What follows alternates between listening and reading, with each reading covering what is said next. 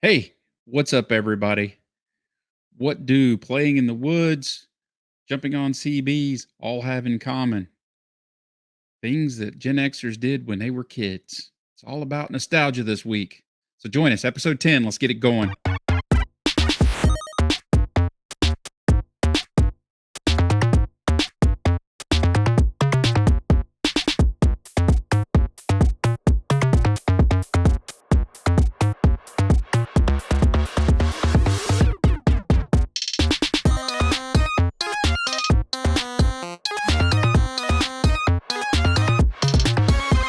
What's up? What's going on, bro? Can you believe it? Episode 10, man. We made it to 10. They say the first 10 are your worst 10. Oh, well, given the fact that we've, I was going to say, I got to finish 1,000. 1,000. Given that we've only done 10, these are definitely the worst 10 that we've done. They're also the best 10 that we've done. It's true. It's very optimistic. Glass half full. Is the left half or the right half full? I don't know. You just meet or in the the middle. top or the bottom. It's just floating. Just it's floating. It's like layers. Yeah. Oh, so this is going to be the mystery episode because I have no idea what we're talking about today. You, however, do. So we're going to try a different tack and see how this goes. How about the scuba pants? Yeah. Absolutely. I'm going to close my work. Look, my work email is still going off, and it is currently 8:00 at night. Oh yeah. No. I shut my stuff off at 5. I'm like, I'm done for today. It's been. I'm on vacation next week. The whole week, and then Me too. Maybe we do something fun. Yeah, we could try to. Oh, we're gonna have Thanksgiving. That's right. Yeah, I don't know if I'd call that fun. I'm gonna smoke a turkey though. It's gonna be good. Oh, I thought you were going to go somewhere else with the smoke. Oh, okay. Yeah. It's November, not April 20th. That's right. We don't do that. I enjoy my bourbon and my cigars, and that's it. And smoking some meat. Although I have enough Amex points. Listen, hear me out. I have not ran this by Brittany yet. So we'll talk about credit card hacking at some point. But I have enough Amex points for a Traeger and a Blackstone. I could really up my game if I wanted to go get me a Traeger and a Blackstone currently. Well, you've got a smoker already, so I would go with the black. I know the Traeger is different, but I would go with the Blackstone first. But I can get both. I have enough points for both. Well, if you got enough for both, but yeah, I love my Blackstone. Let's put it this way: between my smoker and my Blackstone, I completely did away with my regular grill. Yeah, well, that's what I'm saying. Like my regular grill number one's on slash leg. So I've had this. We talked about planned obsolescence, right? In another episode. So I have this thing where like I buy cheap grills. Like I'll do like a $200 grill and get 3 years out of it, and it's gone. Like I've replaced the burner covers already, and like things got holes in it, and they're dilapidated. Yeah. And my smoker is nice. Smoker worked great. I smoked ribs the other week, took down to the race for the team, and it works good, but it takes a lot of fiddling. It is a propane smoker, but adding the wood and keeping it actually holds temperature really well. That's really not a problem, but just keeping the smoke going is a problem because it came with like literally it's about this big around to hold wood chips, small wood chips, and not chunks, not anything like that. The ability to actually like set it and forget it and have it just continuous heat and I'm not gonna lie, Bluetooth, so I can sit inside and make sure everything's going okay. That'd be pretty awesome. And the Blackstone, so everyone remember I have 4 children. So when I cook breakfast and I'm cooking like breakfast or a meal for 6 people, there are times where my stove is not like I'm doing stuff in batches and like I could do like a 36-inch Blackstone and just knock it all out at once would make my life easier than just walk back inside and serve food. That's what I have. A large Blackstone, and I absolutely love it. It's like I could put 2 pounds of bacon on there at one time. Yeah, it's great. Oh, I totally recommend it. I would, if at a minimum, even if you just say, you know what, I can only get one, do the Blackstone. I'm telling you, won't go back.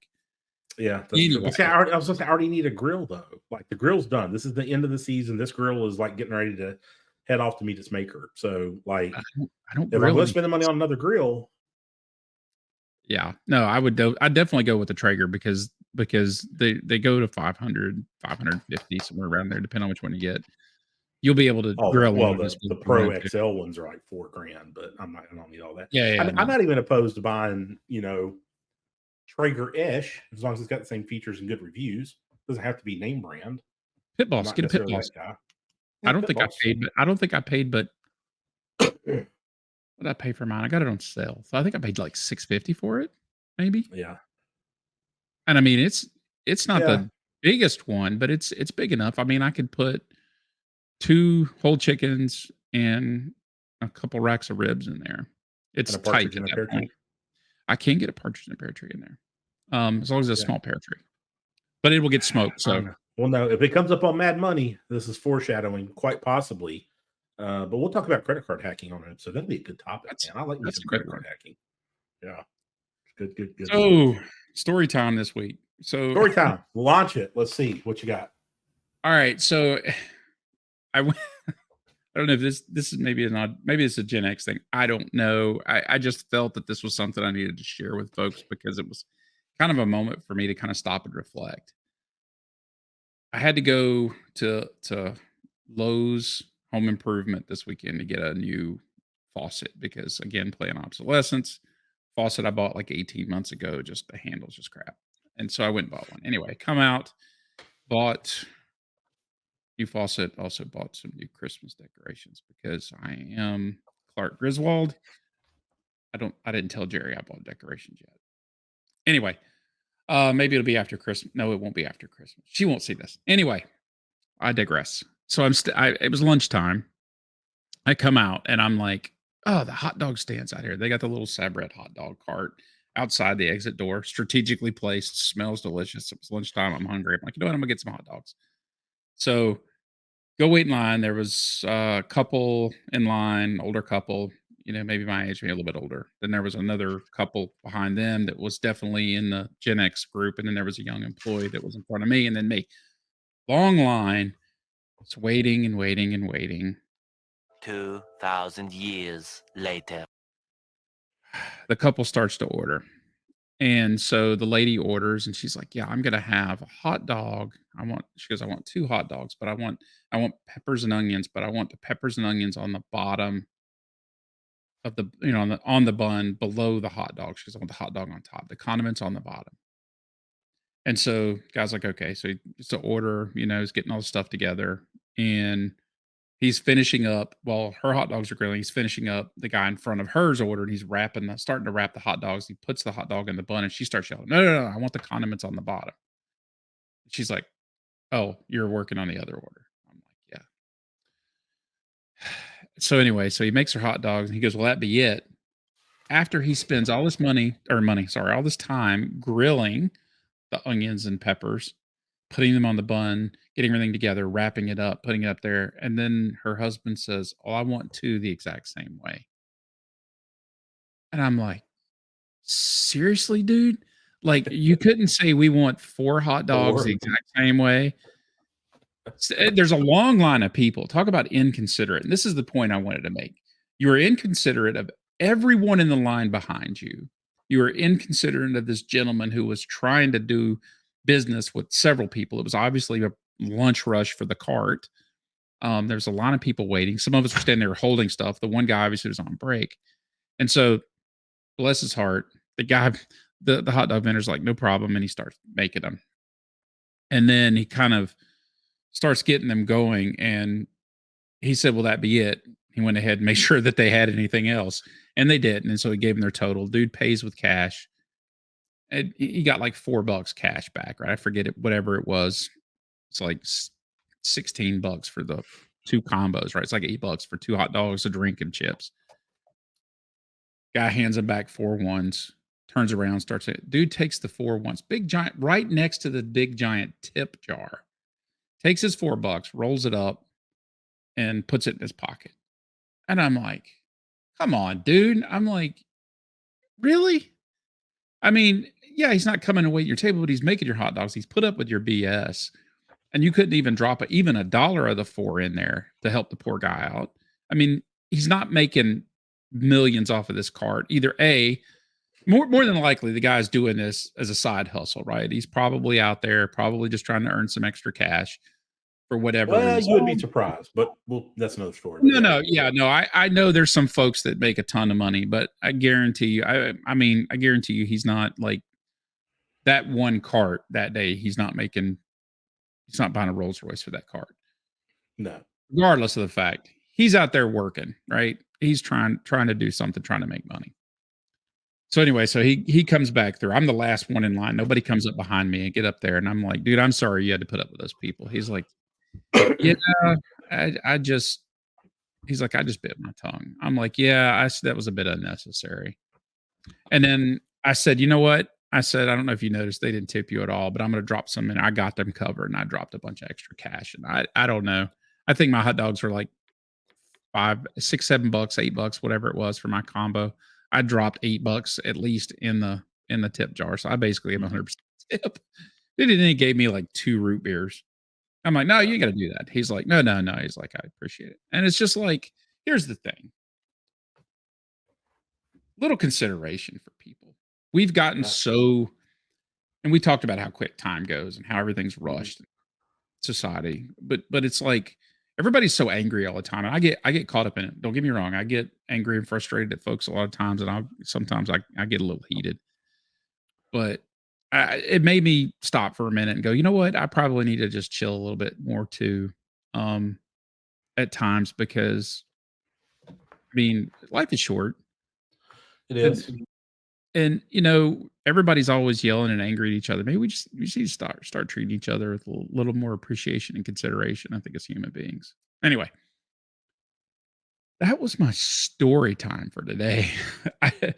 Well, I mean, you're right though. I've had those same experiences, and having worked in retail for 20 plus years in stores with customers, I got the nice cushy corporate job now, but a lot of times I'll be in a place and you just see someone, they're acting that way, or other things that as a retail associate. It's like, man, like they're complaining, like really arguing over the price of something, or taking out on the cashier, the person at the register. Like they don't, even the manager of the store, just in case nobody knows this, the manager of the store doesn't set the pricing in a chain store. Like it comes from the corporate office. It's loaded into the computer. Like manager doesn't wake up in the morning and go, I'm going to make dog food $10 more today. Like that doesn't work that way.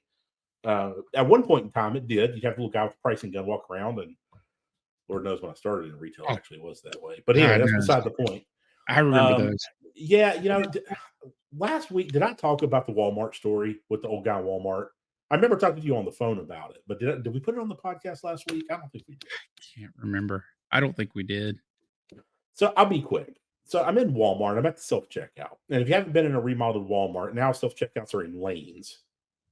And so I'm scanning my buggy of stuff, and I'm like $160 and doing a small grocery trip, literally.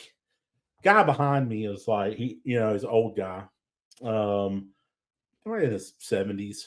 And he's getting loud. He's like, I need some help over here. And then, the woman comes up and she was like, what can I do for you? And he's like, it says I still owe $10 and some change. And he was using a EBT card, right? So food stamps, WIC, whatever you want to call it. He's using EBT card. And he was like, it's supposed to pay for everything. She goes, well, obviously something you got's not covered, or it's only partially covered. In North Carolina, there are things that are partially covered. And so Walmart's got a new POS system at all these self-checkouts, and it doesn't tell you because it's not made for a cashier anymore. It's made for self-checkout. So there's no indication on there about what items were covered or not. There used to be like, they would have asterisks or a symbol that says this item's, EBT beside everything. And so the woman's trying to tell him this, and he was just like, well, you need to fix it. And then he starts cussing at her. And she was like, I'm not going to help you. He just keeps going on and on and on. And finally, I'm trying to sit there and scan my stuff. And luckily, my kids weren't with me, because had he been cussing like that around my kids, like, would have been a bigger issue with me. But it's fine for me to do it, but don't do it out where my kids can hear you. So I turned around and I just looked at him. I was like, will you shut up? I'm like, will you just pay your $10 and leave? I'm like, or go shop somewhere else. And his rebuttal was, I've shopped here forever. They should help me. And I go, they don't owe you anything. And in case people don't understand this, a retailer doesn't owe you anything. They don't care. Like, they don't. The person who's helping you probably cares, but a retailer is a corporation. Like, it's a right? You buy stuff Oh, yeah. in it. Like it's not a person. You're not hurting anyone's feelings. And Especially if they so have this any carries other on for a couple questions. minutes back and forth between me and him. And finally, he is just like, well, I'm a disabled veteran. All right, let's pause. It's shortly after Veterans Day. My brother's a veteran, and I love veterans. However, when people pull that card out in that manner, I just looked at him, and I'm not going to lie, I just slow clapped. And I'm like, well, since you're a disabled veteran, I'm glad to see you did something with your life. I was like, I'm a former law enforcement officer. I said, so let's cover some basics. When you went to boot camp, I'm pretty sure they taught you to say sir and ma'am, which you have Yeah. currently not done. I Yeah. was like, so you are letting down everybody in the service. It's like number two, and again, this guy's in his 70s, so I felt safe in assuming that his mother had passed away by now. I was like, if your mother heard you talk like that, she'd probably smack you in the mouth. Caveat, we live in the deep South. Henceforth, I know that that's probably likely how it happened when he was a kid. Oh, yeah. No. I Trust me. said, I would much rather you just say, thank you for your tax money, pay your $10, and get out of the store. I'm tired of talking to you, and I'm tired of hearing you scream and carry on like a madman. But he just shut up after that, and he paid his $10 and change and left. And to me, and I know what you're getting about is kind of this like where the difference is, your scenario with the hot dogs, it's more of an indifference to the invisible people who make everyday life possible, right? Yep. And trust me, like I get it. People just they're having a bad day, and it's like retail is so weird. Like you see the videos and the memes and stuff where it's like you walk up, someone comes to register and you ring them up. It's like, oh, it's $9.37, and they go, my mom just died of cancer, and it's like, okay, like that really happens. It really does. But then on the other end, people throwing money at you, throwing coins at you, dumping Oh, yeah. stuff out on and they do it on purpose. Because they feel like they can. I feel bad for anyone who ever did that in front of me in a store because it did not go the way they thought it was going to go. But yeah, you're right. Everyone should slow down. I guess that's the point. And really, what I said to this guy, because he was cussing at her. And I said, she is not Walmart. This is the real point I made to him. I said, she is a person who works here, who's trying to get a paycheck and live her life. And you are screaming and cussing at her over something she has no control over. Like, she doesn't make the cash register. She doesn't run the state's WIC program. She doesn't set pricing. She's trying to explain to you the best she can that there's not a way for her to do that in the computer. And that if you would just hush and listen, you could go to customer service and they could tell you what's going on, but they're going to have to re-ring your stuff over there. I'm like, but you won't hush a minute and listen to her. I'm like, you're just taking it out on her. I was like, she is a person, not a building. She is not Walmart. She's an employee of the corporation. Right. And I think that was really the point that got to him, honestly. That and telling him that he wouldn't talk like that in front of his mama, because down here, when you invoke someone's mama, like, but anyway, so yes, exactly. Yeah. The thing about tipping, you brought up tipping though. I have increased how much I tip in the last 6-12 months with inflation. Minimum wage, especially for servers, minimum wage for servers has not went up in our state, which is $2.13 an hour. Now, granted, I get that their tips proportionally to percentage wise should go up because the cost of the food bills are going up. But I sit there and I look at it and I'm like, man, I could tip this person 20%, right? And maybe it was just me eating, and I'm like, yeah, it's like $2, right? Or $2.50. I'm like, that's just not enough, right? I mean, I've been here for 25, 30 minutes at a table. $2, so they've made, half of their $2.13, they've made $5. And I know they've got more tables. I do, I get it, but like, yeah, I'm also in a position where, frankly, I've left $10 tips when it's just me eating, like a $12 I've meal. left good tips too. And I'm not, again. Brittany and I, we had set out to at least once a year. Originally, we were like once a quarter, but 4 kids, and honestly, with inflation, we're like, we're going to go somewhere, and we're going to tip $100 each. Like, so it's just me and her. That's $200, and that we're going to tip. And Yeah, we've held true to that. We maybe do it once a quarter, and we just pick a random place, and you know, probably should give people good service because there are people like me that do that randomly. And if you give me bad service, though, like we went one place, I'm not going to say where, we were going to tip that way. We went out with the intention that this was our tip meal, and the person was really rude to us. And I'm like, nope. I looked at her. She's like, no. She goes, we'll just leave the normal tip. And I was like, okay. So they missed out. They didn't know it. But yeah, we've tipped other people, and I know I tipped one woman, and we don't make a thing of it. Like we try to get out of the restaurant, like without that being seen, like it's done and over. And we were at a seafood restaurant, and we did that. And you have to pay in the South. We have these Calabash restaurants for anyone who's not in the South. So you pay at the front of the restaurant, right? So we eat and we pay at the front of the restaurant. She was getting the kids together. The kids were trying to get out the door, and she's like, "Oh my God, thank you." She was like, "I can't. Are you serious?" And I'm like, "Yeah, it's like we don't do this for the thank you. Like, just take it, and we do it because we want to do it." And she was like, she started crying. She was like, "I didn't know how I was going to make my car payment," and like, she's like, I was like $100 short," and I'm like, "Lucky day, pay it forward, right?" And we go on about our business. So, no, Jerry and I both waited tables at some point in our life, and we always tip well unless service is crap. The other thing I like to do too, right, is especially in restaurants, wait staff, when they do a good job, a lot of times their management doesn't know.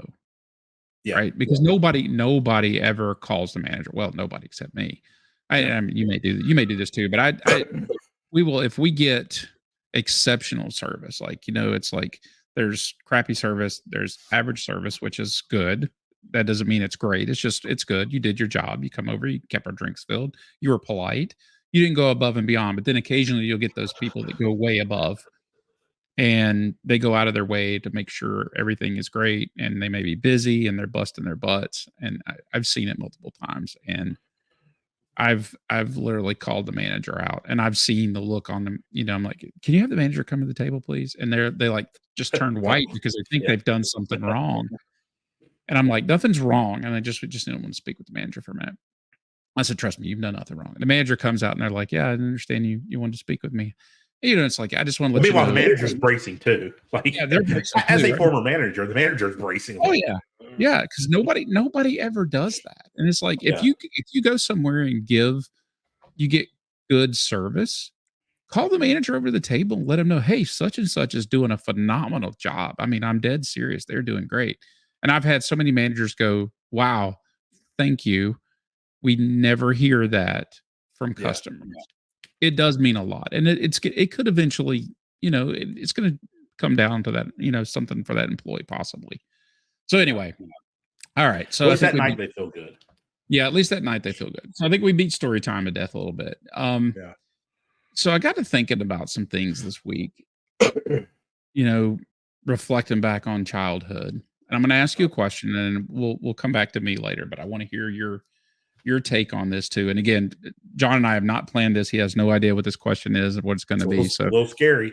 I might not remember scary. it all. Alzheimer's kick in. I'll be like, I don't know.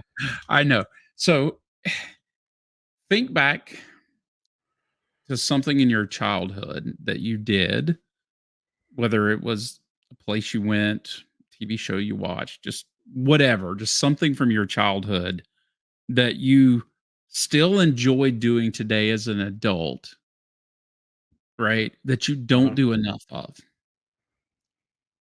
Right? Or you hardly get a chance to do, or you try to occasionally, whatever. Just something from your childhood, from the Gen X related in that time period, something you did a lot in the 80s that may not happen a lot today for kids today, and also something that you want to do more often. Man, I'm going to tell you the truth, and it's not 80s related. It's just it is what it is. It doesn't have to be, and it's tough because I'm going to tell you, it's tugged at my heartstrings the other day. Camping, going out. I was in Boy Scouts, very heavily. Ended up being a Life Scout and was very quickly on my way to Eagle when the troop folded. But I was in Cub Scouts for a short time, but Boy Scouts when I was 10, 10 and a half, fifth grade, whatever. And really enjoyed my time camping with the troop. And the troop I was in was like the ragtag misfits, like the poverty stricken, have to go get used uniforms from the district uniform closet, and poor part of town. And man, we were a ragtag bunch. We were like the Bad News Bears of Scouts, always in the provisional troop at scout camp because none of us had parents that could take off work for a week and go camping with us. So we had to like shack up with some other troop over off to the side. And great stories because there was not a lot of supervision back then. So great bonfires and things doing that we shouldn't do.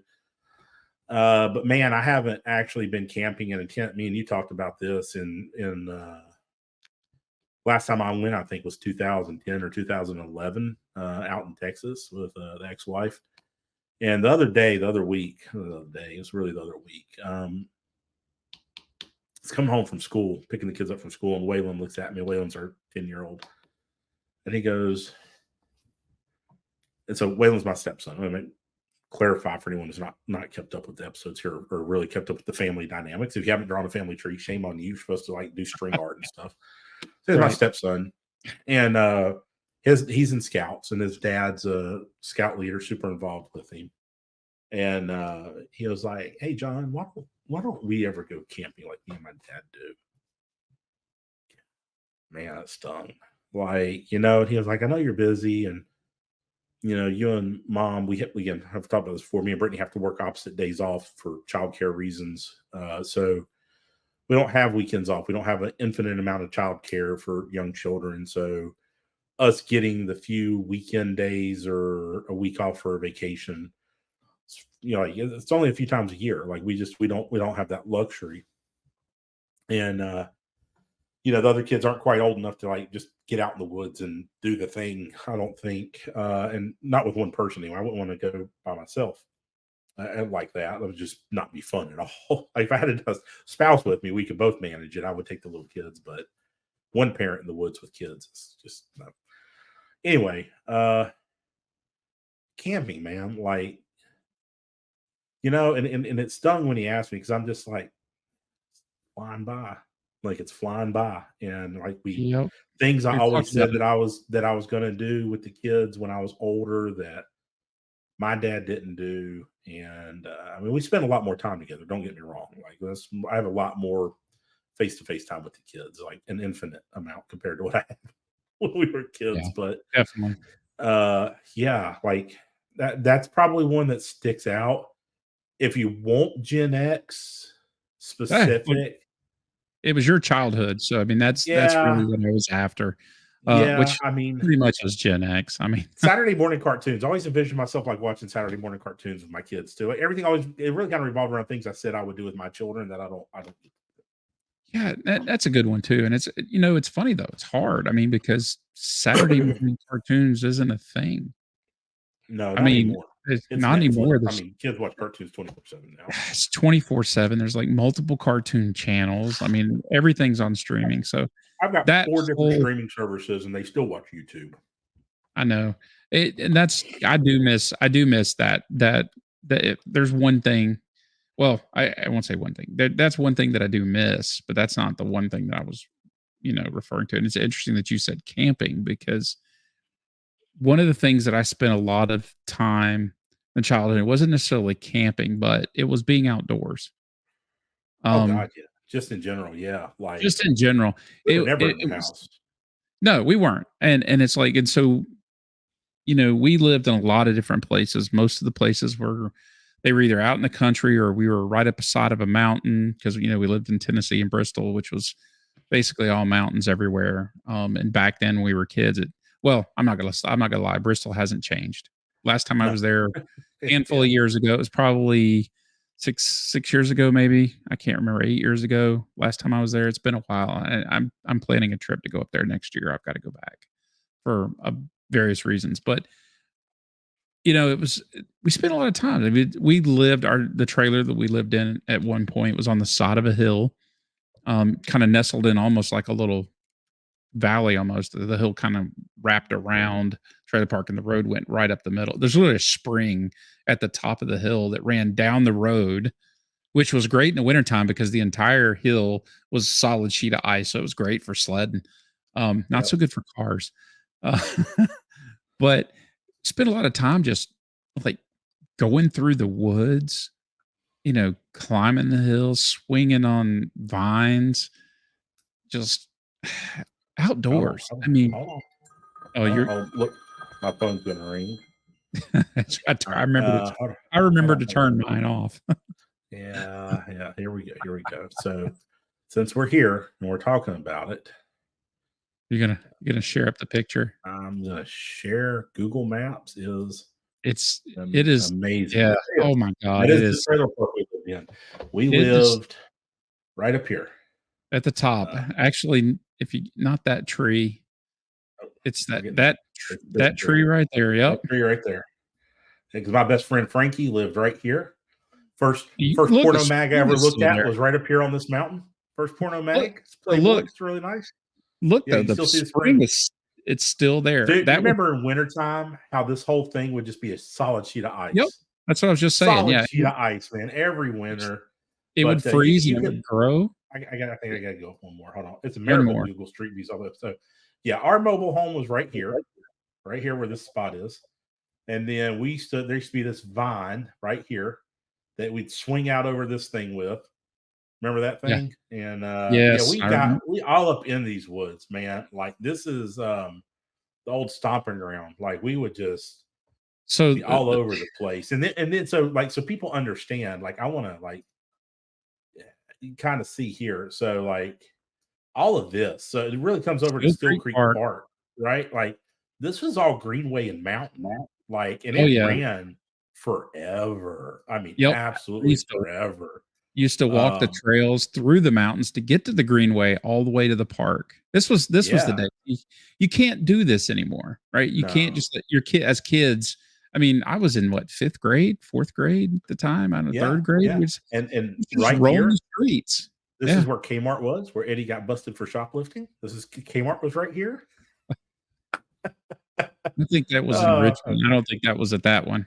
That was near no, the I'm skating pretty rink. sure. Oh, I think it was the one in Richmond. Um, I would have thought it was the one in Bristol. I don't no, I think it was the know. one in Okay. Richmond.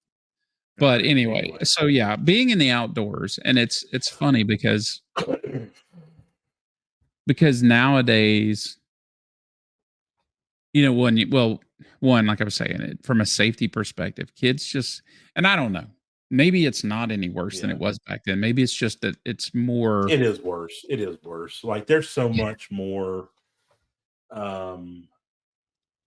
Here's my take, right? So I wouldn't feel comfortable with my kids going up in the woods like that because they've not had the experience of Yes. gradually getting out to it. We didn't just my kids are old enough now where they'd walk up in the woods, they'd get lost, they wouldn't know what to do. We gradually explored.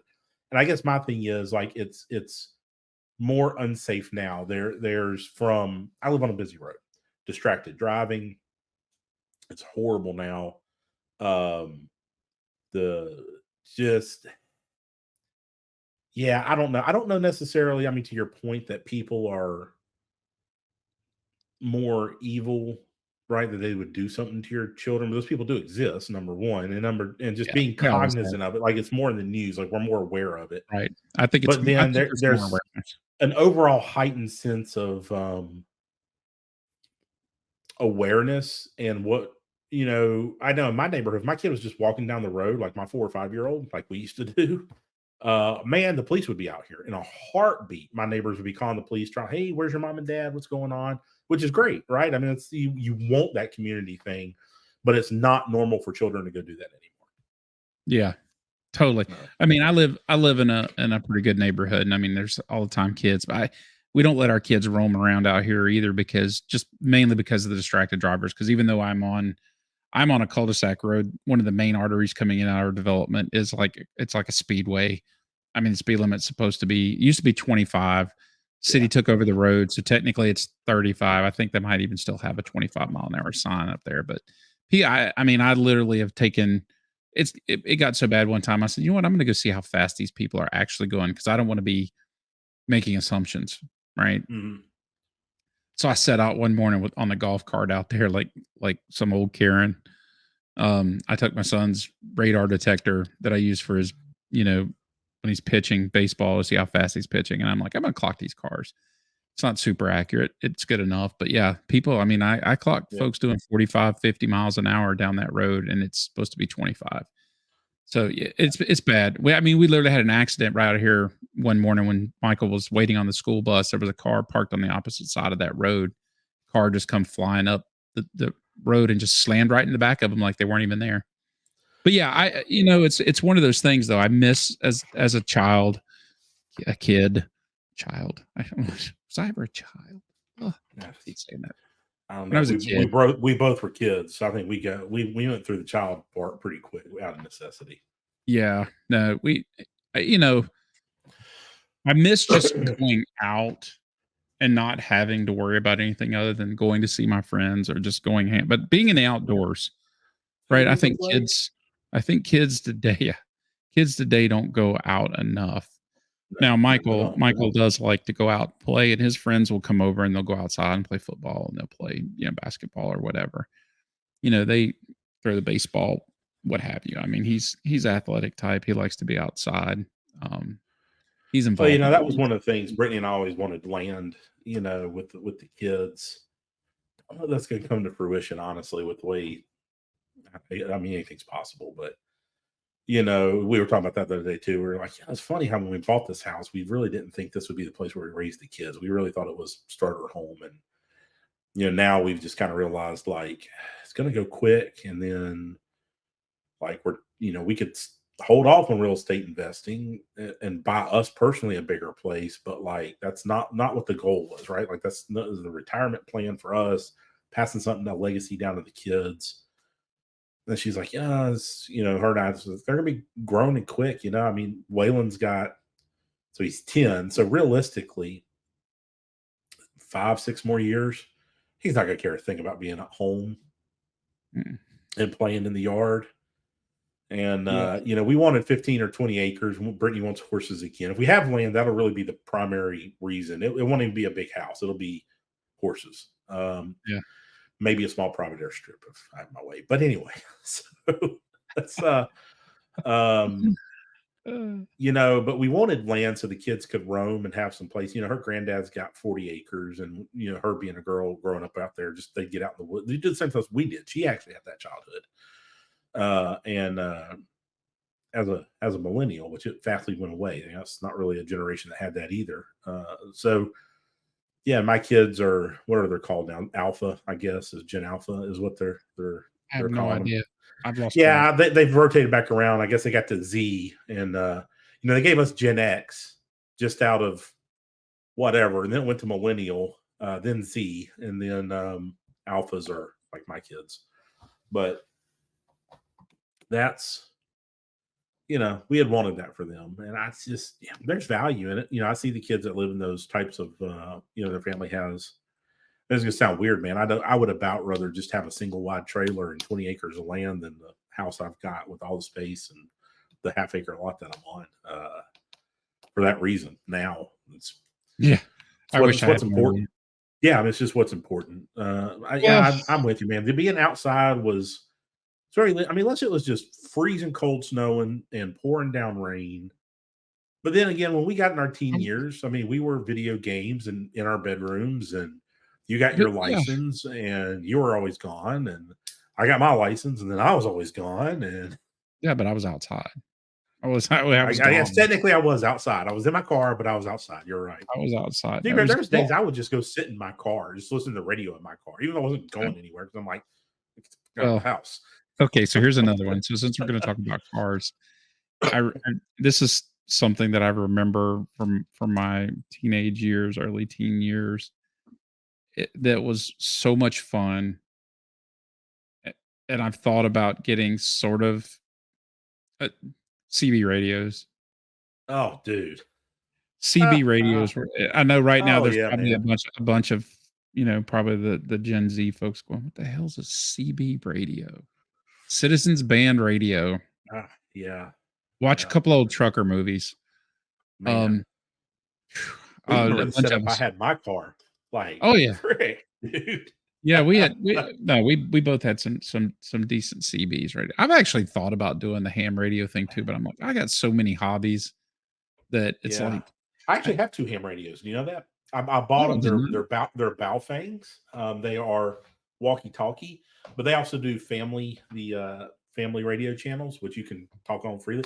Not supposed to. Technically, they transmit too much power, but they're great. I can get weather and all that stuff on them. I like $50 each, man. You're like, look into that. I haven't messed with the ham stuff because I'm not. But we talk about CB radios, about ham. So to give you an idea of how much crap I had in my car. I'm not sure you ever really knew the setup I had in my car. So I had a Galaxy was the radio. I don't remember the model number now, but I do remember it was a 10 meter, not CB. It would do CB, but it was a 10 meter with single sideband, which is technically all that's ham. You're supposed to have a ham license to broadcast on it. And you're not supposed to be over 4 watts. And I think I had a 250-watt Texas Star amplifier hooked up to it, and the will, dude, I could it would be funny because first off, everyone's got you just got to just pause for a second. I had a '78 Trans Am, it was gold T top, so think Smokey and the Bandit car, the original Smokey and the Bandit, but mine was gold. CB radio, and man, like I'd go down the road, and so in CB parlance, if anyone's a CB fan, I'd walk all over people. Man, them truck drivers thought they had a setup. I'd key up and I'd shut everybody up, and it was, and everybody knew who I was too, man. Like it was fabulous in the CB world. So, but that all came about because I wanted a cell phone. That's when cell phones first started coming out, and Dad's like, not getting you a cell phone. Well, first off, I realized now they didn't have the credit to give me a cell phone, so we had to pass a credit check to have a cell phone, and it would have been really expensive. He was like, just get a CB radio. Yeah, they were expensive. Okay. I mean, I was working, so I was like, that's not a bad idea. Me and buddies, and we all got CB radios, and They were fun. that's what They're we so much did, man. fun. They are fun. Yeah, they were fun. It's funny. I've thought about getting one too, and I'm just like, I got the Challenger. Like I don't know where I'll mount my old Wilson antenna on that thing and do it, man. Or get me a base unit, put it here in the shed, put an antenna up. My neighbor, 2 houses down, oh Lord, I just called him my neighbor. Him and his wife both passed away this year. Oh Lord bless them. They were in their late 80s. He's got a ham radio. He was in the ham radio. He's got a ham radio tower, like a permitted tower at his house. Nice. 2 houses down. Yeah. Anyway, I've CB radios, dude. Yeah. I've seen some of those ham radio folks like talk to the International Space Station. Like I've seen them. They've done some really, really cool stuff, but yeah, I don't know. That was fun. So I think, for me, being outdoors in the wilderness, I don't get enough of it. When I get a chance to go out in the woods or someplace where it's nature, I enjoy it. It's just like, you know what? I'm just gonna sit here. Just gonna take a stroll. I love to go for hikes. And we haven't been. We used to take trips to the mountains once a year. We haven't been in a couple of years just because everything that's been going on. And Jerry and I were talking about it. That's going to be our investment property. We're probably not next year, maybe the year after. I don't know. Maybe next year. We'll see how things go. I got to pay the Mustang off first. We're gonna look at getting a cabin up in probably Sevierville. Oh, there you go. There you go. That's what I've got 2 of those. Yeah, not bad. Yeah, it's not bad. Not bad at all. Anywho. Yeah, cabin's a good investment property, man. Like, I mean, for people who want to get into real estate, because I've talked to my boss about this, he kind of wants to get into real estate. His brother owns some beach properties, which are great. And they do vacation rentals. I would not. Well, vacation rentals can make money. And he doesn't buy on the beach. He buys like not even a row or 2 in. He buys like in the town that's at the beach, right? So like before you cross like the intercoastal waterway and stuff, because he's like they still fetch a phenomenal daily rate. And he was like, basically, if you're not beachfront, it's all the same. People still have to drive to the parking area and unload or whatever. But anyway, turnkey real estate is if you've got the capital put into the equity position for 20% down on a property, it can generate a nice cash flow for you every month. So now you're talking about cash on cash return. So there's different ways to look at real estate investment. Cash on cash return, it's not a great investment, but if you're not worried about cash on cash return and you're like, no, I just want something that's going to generate income for me that I know is safe, is tangible, and is real that I can put my money into, it's hard to beat. Like, the Gatlinburg vacation cabins, beach houses, they do phenomenally well. You can even buy real estate that's already fully leased up, and shout Mhm. out Yeah. to Roofstock. They are a turnkey solutions provider where you can buy investment properties all across the country, and they have management and everything in place, and they tell you the price, and you determine whether or not it's right for you. They tell you the grade of the neighborhood it's in, the condition of the property, so they're very highly rated. So there's different ways to invest in real estate. You don't have to be all like, I got to buy a derelict property and fix it up, because that's hard. That is really hard. Like, unless you're going to do the work yourself and you're just getting started, you almost can't do it, because you can't find tradespeople to go do the work. It's not even about pricing. It's just about that they are so busy, and to find someone to commit to do your project, you can't find Yeah. people. I really struggled with that. Luckily, we found a local guy who was willing to work with us on the side of his other stuff. Yeah, I don't think Yeah. I won't ever get into property flipping. Number one, it's a headache. There's a lot of tax implications to it. I'm not really getting off Yeah. tangent about real estate, but man, buying something that's just ready to go. My last two properties I've bought were just turnkey, and like I'm good. Like, I worked out how to get the cash, and I'm very happy with it. And it also stops you from getting upside down if the prices dip. Like, you have a substantial piece of equity already in it. So if the prices did crash, I would still be able to get out from under them if something bad happened. Like, I'm not worried about ever going upside down or being in a untenable position on the property. So Yeah. We're there's a looking. lot of different strategies. But anyway, sorry. Yeah. No, You you're get me good. talking about real estate, man. Like, I'm No, there. I know, but that's the thing, right? So we love to go to the mountains. There's a place, it's in Sevierville. So those of you who don't know where Sevierville is, it's just outside of Pigeon Forge. It's on the other side, on the western side, versus Gatlinburg, which is, so Pigeon Forge lies in between Gatlinburg and Sevierville. Sevierville is where Dolly Parton's from. It's That a is very correct. small town, but it's like literally like a 5-minute drive, and you're in Pigeon Forge. So you're where all the resort stuff is, tons of restaurants. You're where Dollywood is. Yep, Dollywood, all that stuff is just literally minutes away, but the cabins are like, you feel like you're in the mountains. I mean, it's just, the property management folks there are just phenomenal. The cabins are phenomenal. They stay booked all year round, it Mhm. seems like. Yeah, because Um, you get people who want to go somewhere cooler in the summer, and then wintertime, you have people that want the mountain snow experience, hopefully, around the holidays. People want to go up there. They want to go skiing. They want some place to stay. They still want a yeah. resort thing. Yeah. Oh yeah. So, and since we like that, like going up there, that's like, you know what, we'll just go, we'll get something there. We'll get something that's established. It's already got Yep. rental. They every time we go up there, they always have a handful of them for sale, and it's just like, I almost pulled the trigger on it one time before, and we are like, we should do this. And we're like, let's just wait. Let's wait. Now I'm regretting it now that the interest rates are where they are. So we're going to wait a little longer. Yeah. Yeah. I don't know if it's going to get better or worse. I hope it don't get Well, much worse. I heard a very interesting analysis of long-term interest rate cycles today on one of the investment channels I listen to, and they basically average a 70-year cycle from peak to peak. So if that average maintains true with the current state that we're in, we have 27 more years of increasing interest rates and mortgage rates. So when I bought my first house in 2000, I Yep. paid 9%. Yep. And that's where we're at now. That was on the downslope. So peak to peak, right? So there's a valley. So you were here and you went down. Yeah, but I'd have to go and see now where. now we're on the way back up. So you think about it, like if you wanted to get back to 3%, we got to come back down the other side of the mountain again. Right. So I guess my question is where in 2000, where were we at, on which peak, which downslope? You were on the backside of the last cycle that was mid 80s in 2000. How high were they then? Mid 80s was 18%. God, no, I can't go to 18%. I guess I'm not buying anything for about another 20 years then. Well, so here's the good news. Right now it sucks because I'll give you the quick rundown since we're talking about it. Is there's a lot of incentive. So there's very little existing inventory being sold. Most of what's being sold is new homes. Companies like Lennar are, I mean, for Zach, I'm going to say they're buying your points for you. instead of reducing the price, because if they reduce the price, that would affect the comps on all the future houses they want to sell, right? Mhm.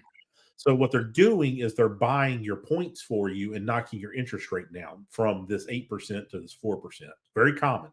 If you wanted to go out and buy new construction right now, you essentially could get a 4% interest rate because the builder is going to buy your points, but you're still buying a $400,000 house instead of a $350,000 house, right? So Right. whether you're paying 400 at 4% or 350 at 8%, the payment's going to be about the same, right? But Lennar doesn't want to hurt comps, so they're going to not give you 50 grand. Eventually, though, what happens is the interest rate gets so high that they can't buy your points down where it makes sense anymore. They have to lower the price of the property. And when that happens, new construction slows down, things start to balance out. Also, the other end of the equation, it's not just mortgage payment, right? But associated insurance costs, because insurance on a $400,000 house compared to a $200,000 house is Yeah. substantially more, and all the valuations go up and the tax base goes up and all the city taxes go up. So your total cost of home ownership goes up. So as that pressure stacks on top of the interest rate, it's going to break. And that's ultimately that downward pressure that'll be put on the market. So interest rates might be 18%, but if they ever were 18%, dude, like houses would be like 100 grand again, 150 grand. Like it wouldn't be a $400,000 average home price. Nobody could afford it. Nobody could afford it. Yeah. Well, it's at the point now where people, I was just looking the other day, somebody had done an estimate on purchasing a house. I think they put 150 down on it. It's like a $550,000 home. I don't remember. Yeah. They're freaking, and they had good credit, and their payment was like $3,000 a month, 30-year conventional. Man, like at that level, like I'm not going to lie, right now, there is a 10-unit apartment building for sale in Hickory, and they want right at $900,000 for it. Right. So it's 10 units, 2-bedroom, 1 bath. Hear me out. I could go get a commercial loan on that property. 9 of the units are going to rent. FMR rate on those are $1,200 a month. Okay. So All right. I could go and tear the wall out between 2 units and make a 4-bedroom apartment for myself personally, rent 8 of the units at $1,200 a month, have a 4-bedroom living arrangement, and come out better. It's true. But, okay, like everybody listen to me. The problem is people don't want to do that. They don't want to be uncomfortable. I don't want to live there. That's $1,200 a month. You're talking FMR. That's Section 8, isn't it? Yeah, it is. They don't need to know that you own the building. They don't need to know that you got the other unit. I'm just saying it's possible. And if you want success financially, sometimes you got to do crap. Right. I've had this whole conversation, and I've told Eddie this before. So when Brittany was pregnant with Carter, our last child, so kid number 4, we live in a 3-bedroom house.